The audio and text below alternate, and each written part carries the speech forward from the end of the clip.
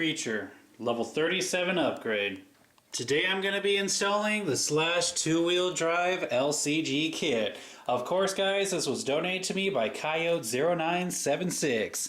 And as you can see, this is a blue chassis. However, that's not the color that's going to fit very well on Creature. So Coyote went the extra mile and he bought me a black one as well. Now, I'm not just going to throw away the blue one. What I'm going to do is dye that black so I can have a spare. But for now, I'm just going to go ahead and use the spare black one. So let's go ahead and open this thing up and see what's included. Alright guys, so let's go ahead and open this thing up. Just going to cut it right open and start pulling things out. Okay, I'm going to guess this is the lower part of the front chassis. We have Nerf bar. We have the battery brace. We have obviously the chassis itself, followed by the instructions, the other Nerf bar. Then we have a couple of phones as well as some hardware, and then the other part of the battery brace, and finally some front shock springs. Alright guys, I have everything I need in order to install this onto Creature. When I look at the instructions, I can see that it's going to be a rather easy installation. A lot of steps, but nothing too complicated. Only thing I have to be aware of is that I do have this servo arm and not a servo saver on the servo. So I'm going to have to put the servo in a lower position. So let's go ahead and get this started. So the first step is to go ahead and take the receiver box apart. I'm going to have to remove all 4 screws that hold it together. After that, I can go ahead and remove the covers.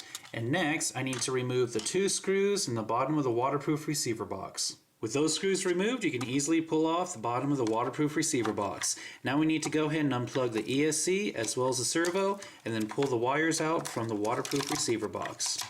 Once that's taken care of, you can go ahead and get your waterproof receiver box and set that off to the side. Next up, I need to remove the ESC from the chassis. It's held on with 2 screws. Once you get the ESC taken care of, you're also going to have to unplug the ESC from the motor and pull the wires through the shock tower. Now that you got the ESC removed, you can go ahead and set that off to the side. Next up, we need to take off the servo. It's held on with 5 screws, 4 on top and 1 on bottom that holds arm to the servo. Once you remove the arm, you can easily pull the servo out. Last thing you got to do is pull the cable out through the bottom of the battery tray, and then you can go ahead and set the servo to the side. Next up, I need to go ahead and remove the front assembly. Now if you have the stock bumper, you're going to have to remove these 3 screws. If you have the RPM bumper, all you have to do is remove these 2 screws. On the bottom, you have to remove 4 screws. These 2 big ones and these 2 small ones. Now you can go ahead and pull off the front assembly. Last step for this part is to go ahead and remove these 2 button screws. Once you get these 2 screws out of the way, you can finally pull off the steering bell cranks. And now you can go ahead and set the front assembly to the side. And finally, the last step is to take off the rear assembly. It's held on with 8 screws. There's 2 in front of the shock tower, leave the 2 behind alone, and then finally 6 on the bottom. With all 8 of those screws removed, you can easily go ahead and just pull off the back and now set this to the side. And that is what we're going to be leaving behind. However, there is one little thing I should go ahead and mention. I do have the battery expansion kit on here, and guess what? It does fit on the LCG. So I'm going to go ahead and remove the battery extension kit, which just pretty much is held on with this piece and this piece. This, all I have to do is unscrew, and this is held on with 2 screws. And there you have it. I took off everything that I can use for the new LCG. One little sad note is I'm not going to be able to use the RPM Nerf bars. They cannot fit on the LCG. So they're going to have to stay on this chassis, and I'm going to have to give this to someone else. Now it's time to go ahead and start attaching things to the new LCG. First thing I'm going to do is attach the battery expansion kit. This just goes ahead and slides in there. It's held in with a screw in on each side, and then I have to go ahead and screw in the battery post. Now that that's taken care of, I can go ahead and get the battery tie down, slide that into position, and then go ahead and attach the little body clip. Next up after that, I need to go ahead and attach the rear assembly. Just like how I took it off, I have to put it on.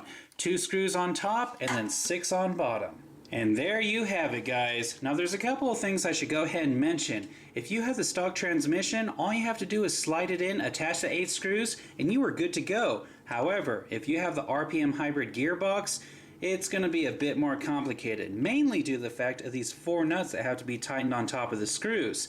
In fact, for me, I had to take off the rear bumper, the rear shock tower, and the top of the dry shafts just so I can reach those nuts and tighten them down properly.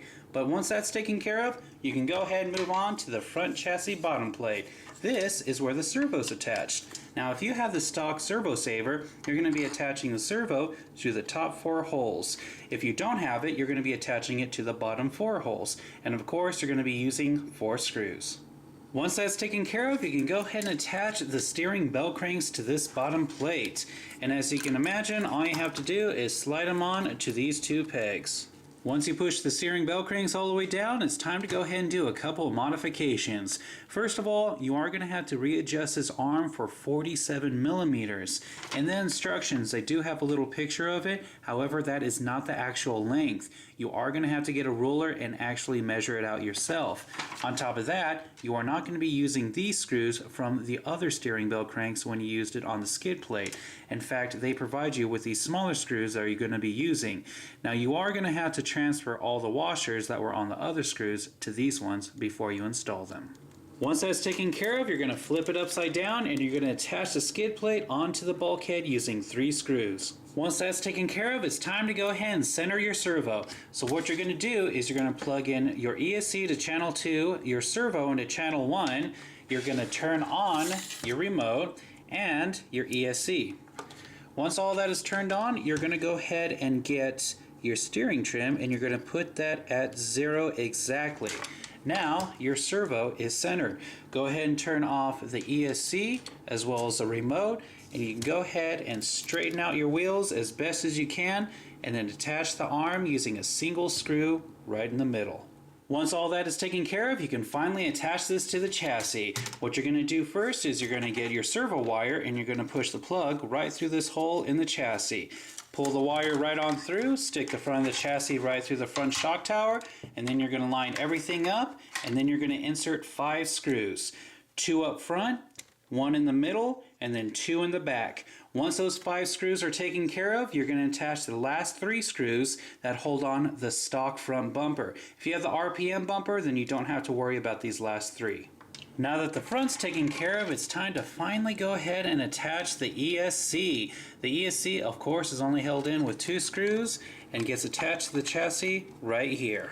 Once the ESC is attached, you're going to go ahead and get the wire for the ESC that attaches to the receiver, and you're going to slide it through the little slots on the bottom of the battery holder. And then after that, you can go ahead and plug the ESC back into the motor. Once that's taken care of, the next step is to go ahead and slide the cable for the ESC right through the slot in the waterproof receiver box, plug it into channel 2, and then the servo gets plugged into channel 1. Once that's taken care of, the next thing to do is go ahead and attach the waterproof receiver box to the chassis using 2 screws. Then you can go ahead and line up all the wires into the grooves, pull the wires tight, and then seal up the receiver box. Once that's taken care of, the last thing that you're going to be attaching are the Nerf bars. And all they do is slide right into position, and you're going to be using the same screws that you had on your other chassis. Once the Nerf bars have been taken care of, there's only 2 optional things left. You can attach either one of the foams to help your battery fit better in the battery tray, and you can go ahead and switch out the front shock springs with the ones they provide you with. The ones that I have on there now are the perfect strength in order for me to ride just right. So I'm going to go ahead and leave these ones on. Here's before. And here is after. Guys, that is a pretty darn big difference. I can't wait to start driving this thing around. Now there's one last thing I should go ahead and mention. It's a minor thing, but it's still worth mentioning. The chassis for the /2 wheel drive is really wide. It's actually wider than the /4x4. This chassis is just as wide as the /4x4. So that means Proline bodies meant for the /4x4 can easily fit on there. With the other chassis, it caused this body to stick out on the sides, which was incredibly annoying and it looked really bad. But now I no longer have that problem. Thank you, Coyote, for this awesome upgrade. And just in case you didn't realize, yes, the servo did get flipped over, so you are going to have to reverse the control for your steering servo. And that was Creature's level 37 upgrade.